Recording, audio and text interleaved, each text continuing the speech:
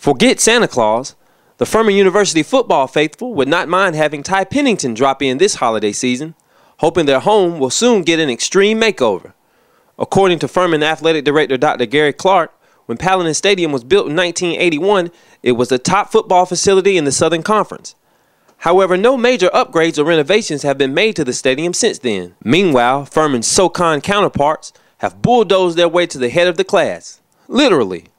After a $50 million facilities enhancement project, Appalachian State's Kid Brewer Stadium now rivals some FBS fields. The Citadel's Johnson Haygood Stadium got a complete facelift 2 years ago. Elon has made some significant upgrades. Chattanooga Stadium is still worthy of hosting the FCS National Championship game, and Wofford, Georgia Southern, and even newcomer Sanford all renovated their field houses. Once the leader on and around the field, Furman has fallen behind in the facilities arms race, and it'll take more than a landscaper to level the playing field. I know from a standpoint of facilities, the arms race has dipped down into the FCS.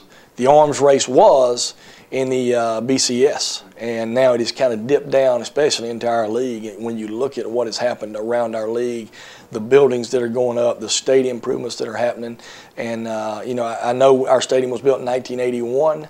It was probably the best stadium in the league at that time, and then we haven't done anything to it. So it has dipped down to almost the very end of the conference.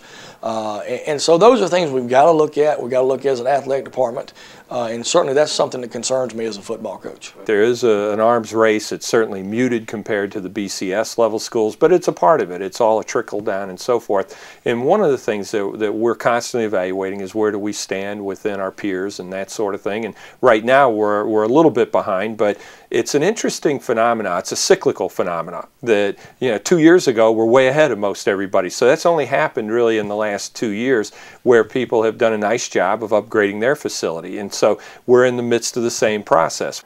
Before last season, a new video board was installed and new paint was added to the playing field. However, Furman still clings to dreams of a new press box and a field house, among other upgrades. Furman fan Mike Cheatham has missed only 2 games in the history of Paladin Stadium. He does not plan to miss another one, whether or not another brick is moved. Yet he wouldn't mind a few modifications here or there. I think that we do have an excellent stadium. The view is unsurpassed in the Southern Conference. Of course, what we see in traveling to the other stadiums is a lot of recent upgrade. Our stadium, while it's almost 30 years old, is still a beautiful setting for football. Obviously, there's some things that need to be upgraded. From a fan's perspective, the restroom facilities are lacking. They need to be modernized and upgraded and enlarged, I think. The concession areas need to be refreshed and improved a little bit.